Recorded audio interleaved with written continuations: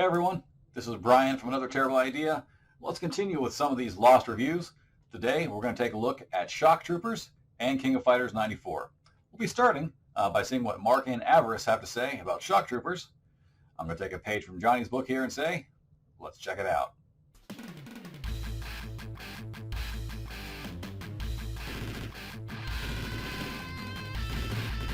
Shock Troopers was released by SNK at the arcades and the Neo Geo home console in 1997. It's a two-player, 8-directional shoot-'em-up that varies between an overhead view and a side view depending on the mission. The leader of the Bloody Scorpions kidnapped a scientist and his granddaughter in order to use a drug called Alpha 301 to create an army of super soldiers, and you must blast your way through several stages to stop this from happening. You can select from 8 different soldiers, each one using a different type of gun, and also able to use a different type of bomb for a limited number of times. They are Jackal, Milky, Loki, that's an interesting name there, Southern Cross, another interesting name, Marie B, Rio, Maru, and Big Mama. Everybody loves Big Mama. So while you're playing the game, you have the option to play as a lonely player or on a team. And that means as a lonely player, you play as a single character in the game, but if you opt for the team option, you get to pick up to 3 characters that you can switch in between during the game. So there are 3 stages in this game. There's the mountain route, the valley route, and the jungle route. And in order to play all of them, you have to go through the game several different times, so it's really up in there for the replayability of the game. Other than shooting and throwing a limited number of bombs, your characters can also slice any enemy when they're close enough. They can also roll to get out of the way of enemy gunfire. Like most shooters, you can also find upgrades to your weapons or different types of weapons like flamethrowers. Unlike most shooters though, you can actually take more than 1 hit before you die, and you can also find life refills, which is very helpful. You shoot your way through several different stages and face several bosses along the way. As you get closer and closer to the enemy fortress, you get cool cutscenes in between stages as the Bloody Scorpion leader grows more and more desperate. You finally face him for the final showdown once and for all on top of one of his aircrafts. Now, he wasn't taking that super soldier formula or something because damn, how many bullets can this guy take before he finally goes down? Like, come on, the dude is literally bringing a sword to a gunfight. Shock Troopers will later be released as part of the SNK Arcade Classics Collection Volume 1, which there was never a Volume 2, for the PlayStation 2, but the emulation wasn't perfect for this particular game, and the animation was extremely choppy. I really don't know what happened here. I think this was the only game in the collection that got this treatment, so yeah, I don't know. Luckily, it got re-released on the Xbox Live and the PlayStation Network as a much better port. Alright guys, so here are our thoughts on the game. What can I say? I played this back in the day in the 90s arcades and stuff. It was a lot of fun, a lot more variety than I remembered. Like, I didn't remember the zip lining scene and the climbing portion and stuff like that, so that's kind of cool. You gotta climb a ladder and shoot people and avoid getting shot and things like that, so it's pretty cool. I love the power-up weapons, I love all the characters. You got the little personality quirks and like, different weapon types, different specials and stuff, different guns, so they're all different and stuff like that. And yeah, it's a lot of fun. Obviously in the arcade it was, like you have to put a lot of quarters, you die like in a snap. Here in the home version, so then they continue, so you do kind of miss out on the challenge of, here you don't mind, like you don't even bother dodging the bullets unless you want to just kind of show off because it's unlimited lives. But hey, it's still fun. Still a fun playthrough. And using the different sections, it makes you like have to play it again to see the whole game.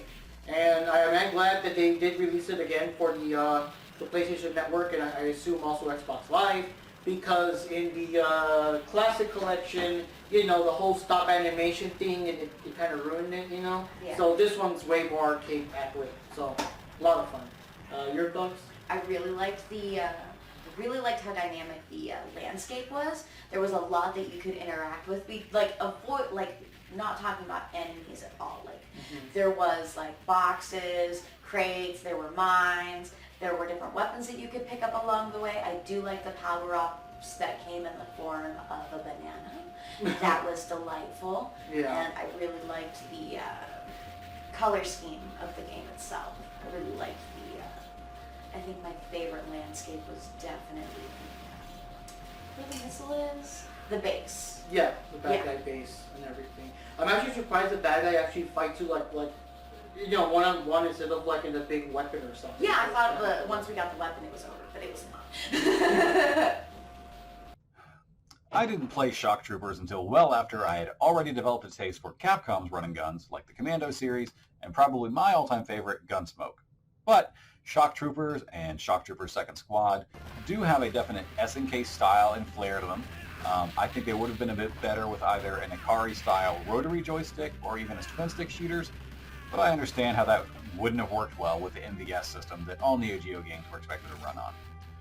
With the number of re-releases and other ways to play this one today, though, it's definitely worth at least playing through a few stages. With Infinite Continues, you should be able to see your way through with a buddy in well under an hour, so no reason to not give it a go. Now on to the King of Fighters 94. This was a game that Mark and Johnny covered way back with Rocky Armas back in the day, but this time they're going to take another look at it without the use of an old digital camera that had that random purple bar. Rest in peace, old friends. This time they're going to be joined by Ninja Panda 1980.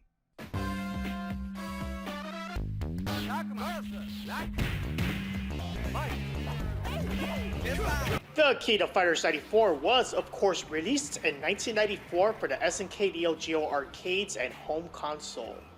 You fight in teams of 3, each one representing a different country. This game also was a big crossover between several SNK series, particularly Fatal Fury and Art of Fighting. The different teams of 3 fight it out one at a time. Once a team member is defeated, the next one steps up for the next round. Whichever team takes down all 3 members of the opposing team first wins the match. Okay, so Team Italy has Terry Bogard, Andy Bogart, and Joe Higashi, which are the lone wolves from the Fatal Fury games.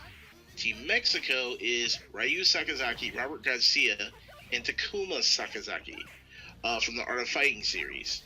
The England team has King and Yuri Sakazaki from Art of Fighting teaming up with Mai Shiranui from Fatal Fury.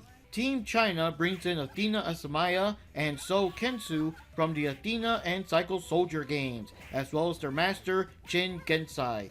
Team Brazil brings in Ralph, Clark, and Hyder from the Ikari Warrior series. Which is kinda cool because Athena, Psycho Soldier, and Ikari Warriors and their several sequels were all games made by SNK before the Neo Geo came out. The Korean team has Kim Kafwan, also from Fatal Fury, teaming up with new characters Choi Bong and Chang Kohan. Team USA has Lucky Glauber, Heavy D, and Brian Battler, who are said to be based on characters from different SNK sports games. And finally, Team Japan has the series' main characters Kyo Kusanagi, Benimaru Nikaido, and Goro Daimon. The King of Fighters 94 has several elements from Fatal Fury and Art of Fighting. You can now charge up your POW bar to have your attacks do more damage and to use desperation moves in the middle of the match, similar to Art of Fighting. When your life bar is in the red, you can now charge your desperation moves similar to Fatal Fury. Now, if you try to do the desperation moves while your life bar is flashing red and your power bar is full at the same time, you can deal twice the damage. Okay, so the game has some new features as well. You get sidestep attacks or incoming fireballs with a dodge. Also, if you notice your teammates are chilling in the background, if you're trapped in either a hold or a dizzy, you're in your team's corner, your teammates will actually kind of jump out to save you, like kind of wrestling style. This only works as long as your teammates haven't been like either KO'd or taken out in the earlier rounds. The final boss for the game is Rugal Bernstein, the mysterious promoter that arranged this tournament. He intends to turn the winners into gold statues for his collection. In the first round, Rugal takes it easy and doesn't do any special moves. In the next round, however, the gloves come off as he redefines what is known as SNK Boss Syndrome. He can use Geist Reppuken and Krauser's Kaiser Wave, but his most dangerous move is the Genocide Cutter.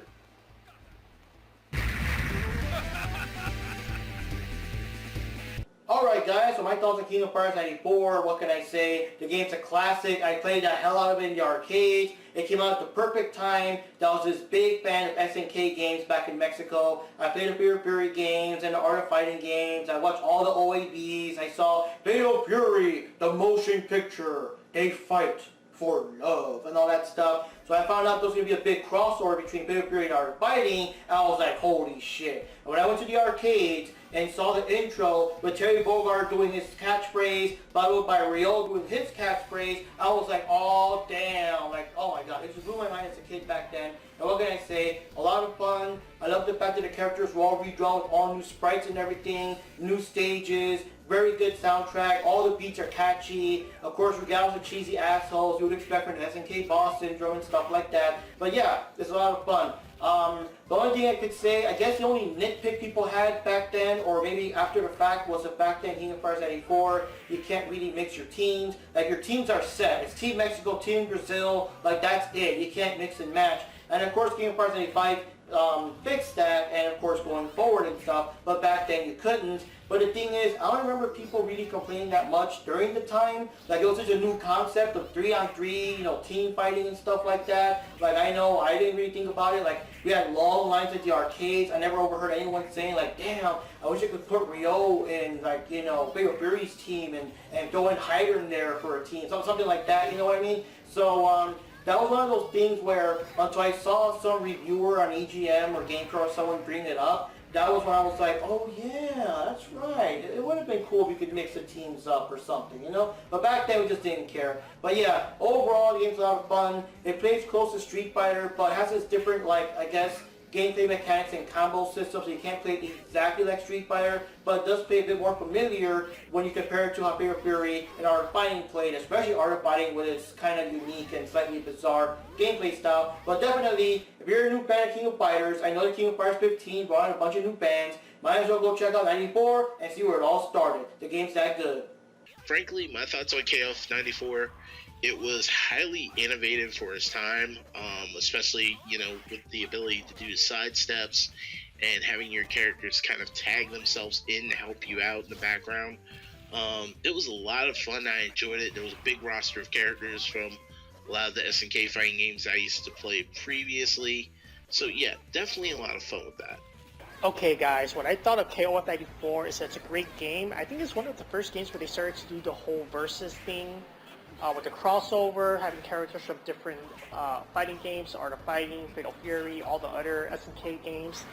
I think it does have a lot of good things about this game. Some of the characters are way too strong, and some of the characters are way too weak. They take way too much damage too soon. So that's the only downside of the game. But I do like the gameplay mechanic. It's very good. It's very cool. I think it was ahead of its time, and it's definitely one of the best SNK fighting games out there, in my opinion. When it comes to Neo Geo fighting games, I honestly checked out on the Fatal Fury line after Fatal Fury Special. I was more of a Samurai Showdown guy, or even a World Heroes kind of guy. I'm waiting to see some reviews on those. So my experience with these KOF games is kind of limited. I'm more likely to have run into some of these characters in the Capcom versus SNK series of games. And don't think I didn't notice you guys completely dismissing the Card Fighter Clash games. I have both the Capcom and SNK versions, and they feature some of the coolest pixel card art around, and you're doing yourself a disservice by not playing them. Anyway, with KOF 94, really solid character lineup in this one. I do like it. They expanded the scope here without going too crazy, but once you get 95 and they added Yori, we had all this Orochi stuff, and then eventually the Nest saga. It was time for me to move on to another series. And that wraps up this episode of the Video Game Masters. This has been Brian from Another Terrible Idea. Thanks for watching. See you next time.